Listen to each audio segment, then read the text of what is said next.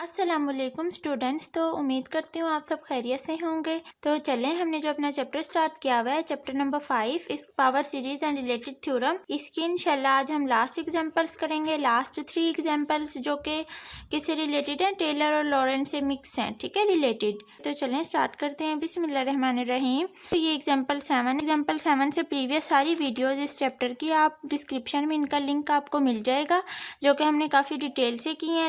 Taylor और Laurent series का फ़र्क देखा है, इनका प्रूफ भी किया हुआ है, तो वो आप देख सकते हैं। तो चलें एग्जांपल 7 स्टार्ट करनी है। बिस्मिल्लाहिर्रहमानिर्रहीम। For the function F of Z is equal to function दिया हुआ है, फाइंड। फर्स्ट पॉइंट क्या दिया हुआ है, a Taylor series valid in the neighbourhood of point Z is equal to iota. Taylor series में हमने क्या पढ़ा था कि कोई भी सर्कल है, कोई भी फंक्शन सर्कल के अंदर के तमाम पॉइंट पे क्या होगा, एनालिटिक होगा। तो उसको हम क्या बोलते हैं, टेलर सीरीज इस पे अप्लाई करते हैं। तो इसका पॉइंट हमें Z is equal to iota दिया हुआ है। पार्ट 2 में पूछा हुआ है Laurent series valid within the annulus of which centre is the origin. और लॉरेंट सीरीज हमेशा कब वैलिड होती है, एनुलस पे वैलिड होती है।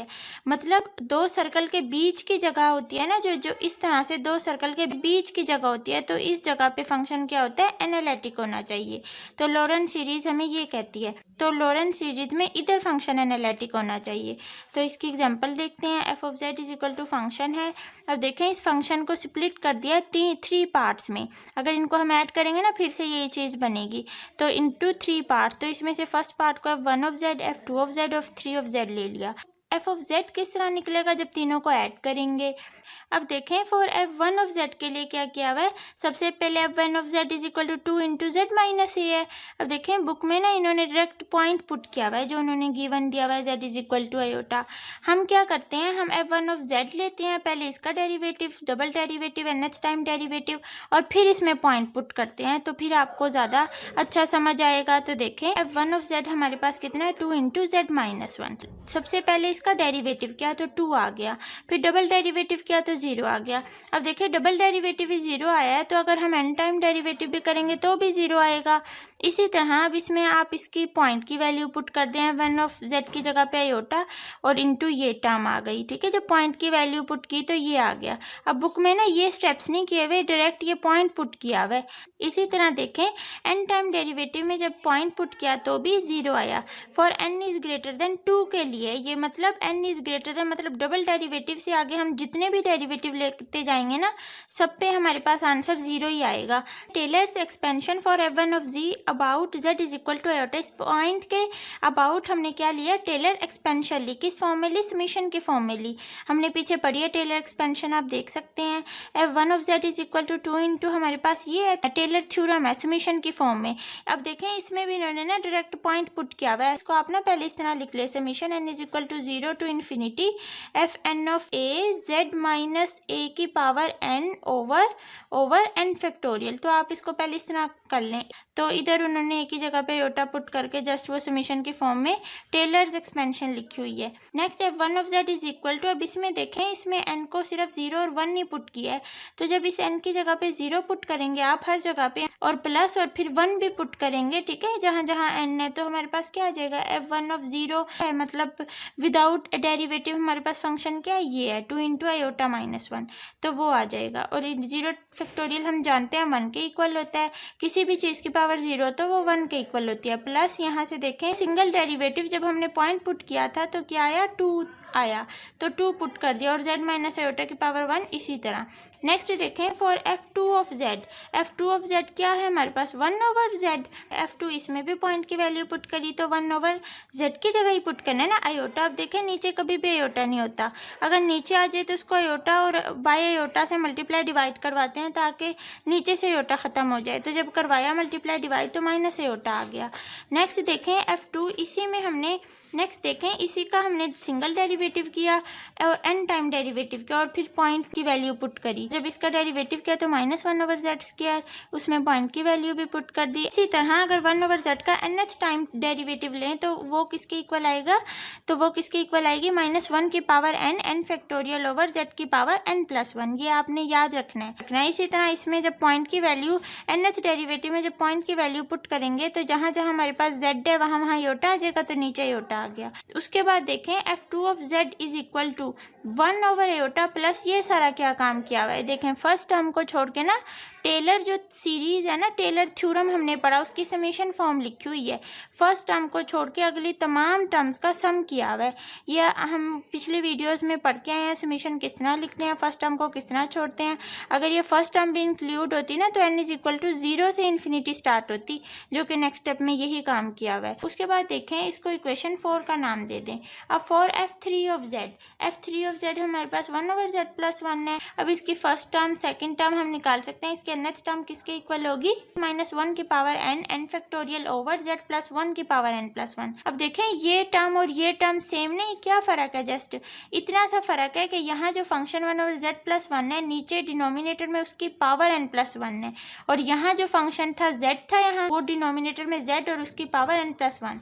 तो जो फंक्शन होता है ना नीचे उसकी पावर में n+1 आ जाता है। तो nth टर्म इस तरह निकालते हैं। उसके बाद इसमें पॉइंट की वैल्यू पुट कर दें तो आपके पास ये आ जाएगा। नेक्स्ट देखें Taylor series for f3 of z is, तो टेलर सीरीज इसके लिए क्या होगी, f3 ऑफ z के लिए ये होगी। तो इसकी रिस्पेक्ट में हमारे पास पॉइंट ये निकला है तो आयोटा प्लस 1 की पावर n+1 आ गया। जस्ट ये फर्क था। यहाँ हमारे पास पॉइंट क्या था, आयोटा था, और फंक्शन 1/z था। यहाँ देखिए फंक्शन 1/z था तो हमारे पास नीचे क्या है, आयोटा की पावर n+1। देखें from 3, 4 and 5 we can write, ये 3 है, ये 4 है और ये 5 है, तो तीनों को किस तरह लिखा, तीनों को ऐड कर दिया। इधर से क्या किया, इधर से summation n is equal to 0 से इन्फिनिटी, ये कॉमन आ गया, या -1 की पावर n ओवर आयोटा की पावर n+1 है तो वो लिख दिया, प्लस यहाँ भी देखें इतनी सारी ये टर्म लिख दी, और दोनों में z माइनस आयोटा की पावर n कॉमन है ना तो वो कॉमन निकाल लिया। तो इस तरह से हमारी एग्जाम्पल 7 सॉल्व हुई है। स्टेप 2 में देखें अब for g mod is less than 1 the Laurent series for f of z is given by, तो लॉरेंट सीरीज में वही स्प्लिट किए हुए 3 पार्ट्स लिखे।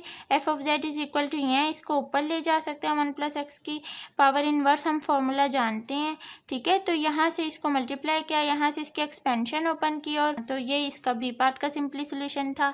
एग्जाम्पल 8 देखें, obtain the Laurent series which represent the function f of z, ये function है, इसके भी 3 पार्ट्स दिए हुए हैं। तो स्टेप 1 में देखें फॉर g का मॉड इज लेस देन 1, तो फंक्शन हमारे पास ये है resolving into partial fraction, f of z is equal to a over first term plus, अब देखें 1 + z स्क्वायर है तो plus bx plus c over 1 + z square है। अब ये विद रिस्पेक्ट टू z है तो bz plus c over 1 + z square आएगा। तो वहाँ से जब आप a b c की वैल्यू निकालेंगे तो आपके पास ये आ जाएगा। f of z is equal to 1/5, इधर से देखें अब 2 कॉमन निकाला है, 1 + z/2 आ गया।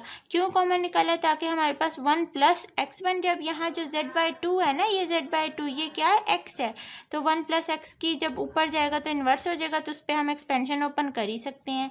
और इसी तरह माइनस ये 1/5 के अंदर मल्टीप्लाई करवाया, z-2 इसके साथ आ गया, और 1 + z² को ऊपर ले गए तो ये -1 बन गया। इधर से देख लें, देखिए अब आप यहाँ कहेंगे, सोच रहे होंगे हम z भी तो कॉमन निकाल सकते थे। ये देखें 1/z + 2 है, तो इसके पास ना 2 ऑप्शन है। एक तो हम इसमें से z कॉमन निकाल लें तो क्या बनेगा, 1 + 2/z बनेगा, और एक हमने इसमें से 2 कॉमन निकाला है, तो 2 कॉमन निकाला है तो क्या बना, 1 + z/2 बना। तो देखें जो ये फॉर्मूला होता है ना एक्सपेंशन का, मतलब 1 + x की पावर इनवर्स या 1 - x की पावर इनवर्स, इसकी एक्सपेंशन आपको पता है क्या होती है। इसमें ना ये जो x मोड होता है ना, ये x मोड हमेशा लेस देन 1 होता है। फर्स्ट पार्ट कर रहे हैं, z mode is less than 1, मतलब 1 से छोटा कुछ भी पुट करो यहाँ z की जगह पे।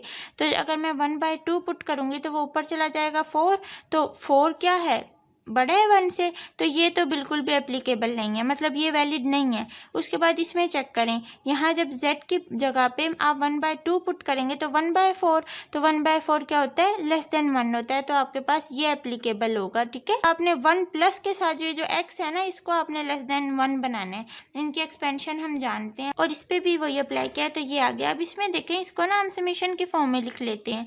समेशन के फॉर्म में इसको किस तरह लिखेंगे, साइन माइनस भी आ रहा है प्लस भी आ रहा है, तो -1 की पावर में कोई चीज़ आएगी, और उसके बाद यहाँ z भी हर जगह पे आ रहा है, तो क्या आ जाएगा, z ओवर नीचे 2 है तो 2 की पावर में हम लिखेंगे। तो हम लिमिट्स कहाँ से कहाँ लगाएंगे कि ये सारा समेशन इस पूरी सीरीज पे फिट हो जाए, तो हम लिमिट लगाएंगे n is equal to 0 to ∞। यहाँ इसकी पावर रखेंगे n और नीचे इसकी पावर रखेंगे n+1 और z की पावर रखेंगे n।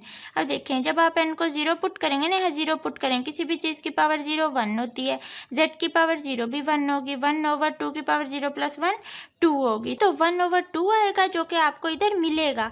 किस तरह मिलेगा देखें, एक स्टेप और करना चाहिए था, ये देखें, चले कोई बात नहीं अभी कर लेते हैं। देखें 1/10 को हम इस तरह लिख सकते हैं 1/5 और 1/2 इस तरह हम लिख सकते हैं, तो वो मैंने इस तरह लिख दिया 1 - z/2 + z² और ये -1/5 z - 2 जी। अब नेक्स्ट स्टेप में देखें 1/2 को अंदर सबसे मल्टीप्लाई करवा दे तो क्या आ जाएगा z/4, ये क्या आ जाएगा प्लस z²/8, इसी तरह -z³/16, इसी तरह प्लस z4 क्या आ जाएगा 16 × 2 = 32 और minus up to so on. तो अंदर जस्ट मल्टीप्लाई करवाया 1/2 को और ये -1/5 इधर वाला z - 2 इसी तरह और 1 - z² + z4 - z6 plus up to so on.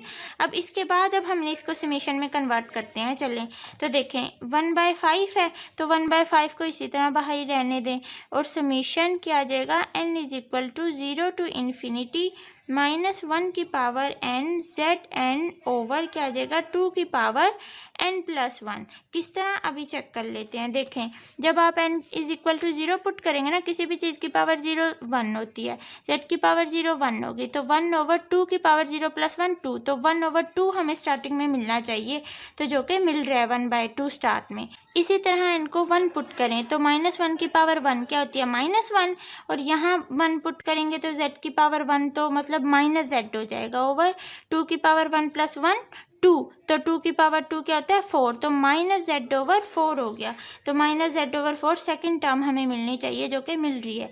तो ये इस सारी सीरीज़ की समेशन फॉर्म ये लिख दी और ये -1/5 z/2, ये देखें -1/5 z - 2, इसी तरह इसकी क्या बनेगी n = 0 to ∞ -1 की पावर n z की पावर 2n, तो इसकी समेशन फॉर्म ये है।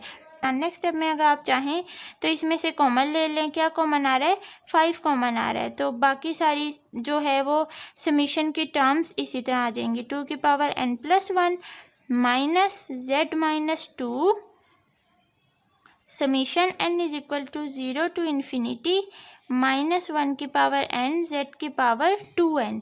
ठीक है, तो इस तरह से बाकी सारी टर्म्स हमने इसी तरह रख दी, तो इस तरह से स्टेप 1 कंप्लीट हुआ है। स्टेप 2 में देखें z mod अब 1 और 2 के दरमियान है, इन्हें f of z can be rewritten as, f of z हमारे पास ये है तो ये देखें इसको री रिटर्न किया है, थोड़ा सा इसको इस फॉर्म में लिख लिया है। उसके बाद 1/5 2 = 10 और ये ऊपर गया तो 1 + x की पावर इनवर्स बन गया, इसी तरह इसको लिख दिया। अब देखें ये 1 + x की इनवर्स हम जानते हैं इसके फॉर्मूलाज, 1 + x की वैल्यू अगर -1 हो तो ये एक्सपेंशन हमने यहाँ खोल लिया, इसी तरह z - 2/5 z², इसी तरह इधर एक्सपेंशन। अब देखें 1/10 इसी तरह रहा और इसको इस सारी सीरीज को हमने समेशन के फॉर्म में लिख लिया, तो इसको समेशन के फॉर्म में लिखा। नेक्स्ट स्टेप 3 में क्या है z mod is greater than 2 है तो a can be rewritten as, फिर इस a को किस तरह रिटर्न किया इस तरह लिख दिया। अब इसको ऊपर ले जाके इसकी सीरीज को एक्सपेंड किया -1/5, इसी तरह ये z - 2 से डिवाइड हो गया ये वाला z² जो इसमें से कॉमन लिया है, तो वो इससे डिवाइड हुआ तो ये बन गया और उसके बाद समेशन, और इसको जब ऊपर ले जाके इसकी सीरीज को ओपन करेंगे ना आप तो उसकी समेशन की फॉर्म लिखी हुई है। और उसके बाद इसमें देखें 1/5z, इसी तरह इस सारे को समेशन फॉर्म स्टेप में किया -1/5 और ये वही सारा सेम लिखा हुआ है। तो इस तरह से एग्जाम्पल 8 सॉल्व होगी। एग्जाम्पल 9 भी ईजी है, given the series expansion sin z = ये दिया हुआ है z mod < है। Find the first 3 non zero terms of the Laurent series expansion of cosecant z about the point z = 0। Step 1 में point क्या है z = 0, तो स्टेप 1 में देखें sin z = 0 होगा और z = nπ, n क्या है 0 + -1 + -2 अप टू सो ऑन। यहाँ z की जगह पे आप nπ पुट करेंगे ना तो वो nπ की तमाम वैल्यूज़ पे साइन 0 आंसर देते हैं। ये हम चैप्टर 3 में काफ़ी डिटेल से पढ़ के आए हैं, ठीक है, वो जो एलिमेंट्री ट्रांसेंडेंटल फंक्शंस था उस चैप्टर में। हैंस कोसिकेंट z हमारे पास 1/sin z के इक्वल होता है, is analytic in the region z का मोड 0 और पाई के दरमियान है और 0 और पाई इंक्लूड नहीं है। Next therefore we can write cosecant को इस तरह राइट करते हैं, इधर से कुछ भी नहीं, इसकी सीरीज ओपन की हुई है। देखें हमने चैप्टर 3 में यहाँ पढ़ के आए हैं, ये sin z और cos z का ये फंक्शन एक्सपोनेंशियल फॉर्म है और ये in the form of power series में हम इनको इस तरह एक्सपेंड करते हैं साइन और cos के फंक्शंस को। तो सिंपली वो क्या हुआ है 1/z, अब इसमें से कॉमन निकाल लिया तो सिंपली ये आ गया लिया। 1/z इंटू ये 1 माइनस इंटू ये सारी ब्रैकेट में करके इसको ऊपर लेके गए तो 1 माइनस ये सारी टर्म एक्स कंसिडर करके ना, तो 1 माइनस ये बाइनोमियल थ्योरम लग रहा है इस पे 1 माइनस एक्स की पावर इनवर्स।